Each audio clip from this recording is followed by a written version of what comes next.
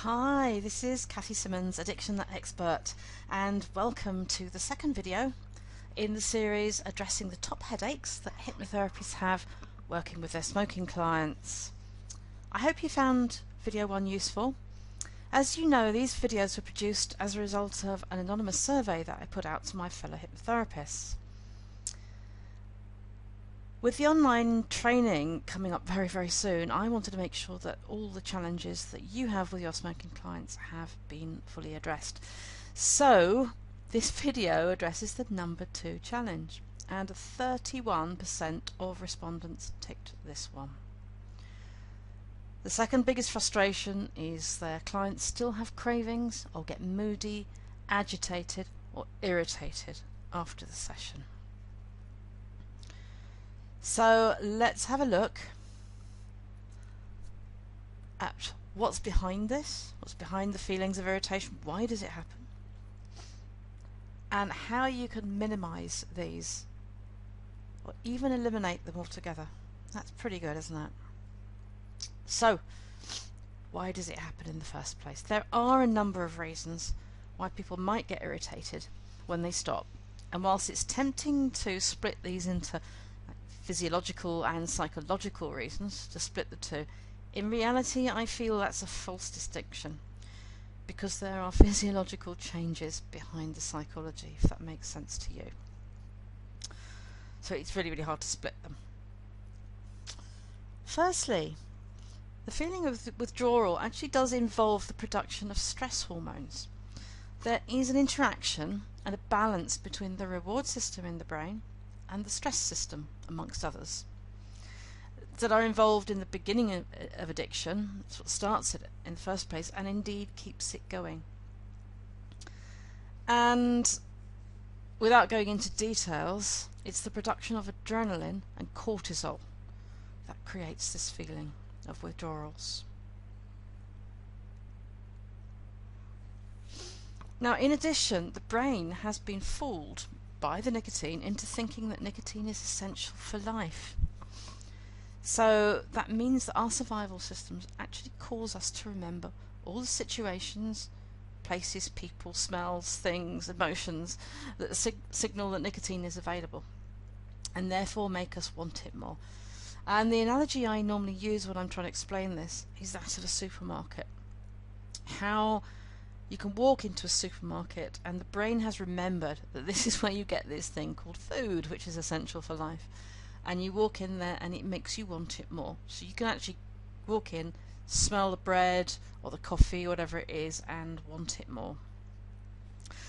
But for smoking, I mean, this is why things like maybe going to the pub with friends, for example, for some people can be a real trigger to make someone want a cigarette.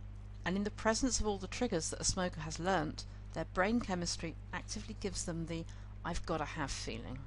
Okay. And the last video I mentioned, I think it's useful to see the triggers as 3 different types: environmental, emotional and physiological. And even when someone has stopped, if the triggers have not all been dealt with, then they will crave a cigarette in certain circumstances. There we go, the 3 types of trigger: environmental, emotional and physiological. Okay, now to make matters worse, when someone's actually decided to stop smoking, these cravings can get worse. Yep, the more they resist, the internal conflict actually increases the desire, as more and more dopamine, which is the I've got to have chemical, is produced. And this is partly down to one of the memory centres of the brain, the hippocampus, holding all the memories of all the brilliant things that smoking can do for you: how it calms you down when you're stressed, how it made you feel part of the crowd when you were young, etc., etc. All the little stories we've held as beliefs. And as long as these smoking memories are supporting the desire, then more and more dopamine is produced whenever they come across a trigger to smoke. So you see, in this case, the very decision to stop smoking can make these feelings worse. Not only does it cause stress, but it causes cravings. Those who have done my training are fully aware of what's going on in the brain and exactly how we can break this cycle. You know what? It really is possible. And the first step in the 7-step framework for smoke-free clients is know your science. So by understanding exactly what's going on means that we can direct the tools that we have in a very, very precise way for permanent change. Okay, the final thing to be aware of are your clients' expectations. If they're expecting to feel bad, to feel irritated, to be annoyed and irritable, then there's a good chance that that will become true. And as hypnotherapists, we're all too aware of that, aren't we? This is massive. So what can we do? How can we eliminate these feelings? The first thing is to break the triggers. That's right, break the triggers. And that would be using all the techniques that we have for, thought stopping, swish, all the other pattern breaking techniques that we have. And I mentioned there's this internal sort of conflict when someone's decided to stop smoking. What we can do is change that internal process. I mentioned that the hippocampus holds all the lovely memories of what's great about smoking.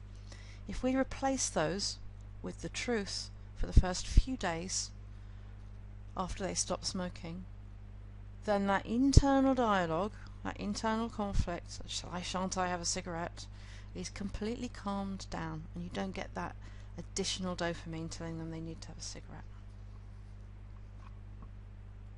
What else can we do? Of course, manage their expectations.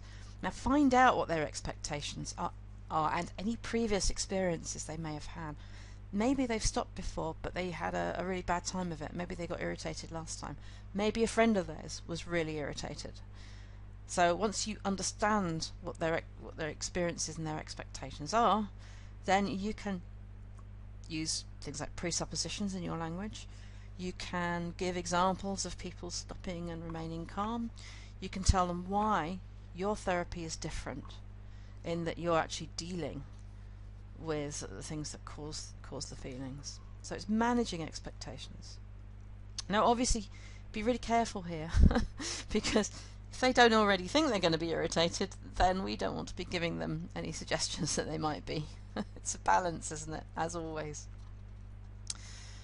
So if you've explained what's going on, and again this is know your science, they will realise that it's just a tiny thing. Those niggly feelings, just a tiny thing, and a deep breath and a swig of water and it's gone. And of course you'll reinforce all of this in your suggestions, including suggestions like every little feeling is just a sign that your body is healing. Teach them techniques, whatever it is that like, maybe EFT, drop through.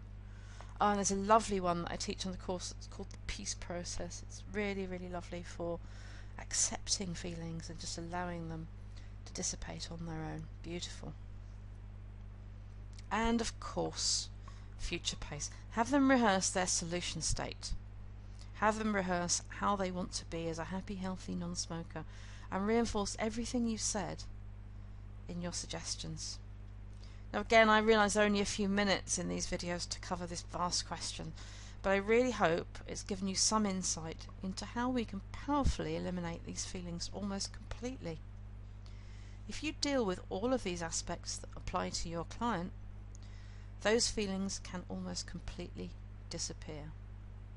All that's left is a little niggly feeling. That's it. Very, very powerful. So in the next video, we'll be covering the #1 biggest frustration that hypnotherapists have working with smokers, and over 50% of therapists reported this as an issue.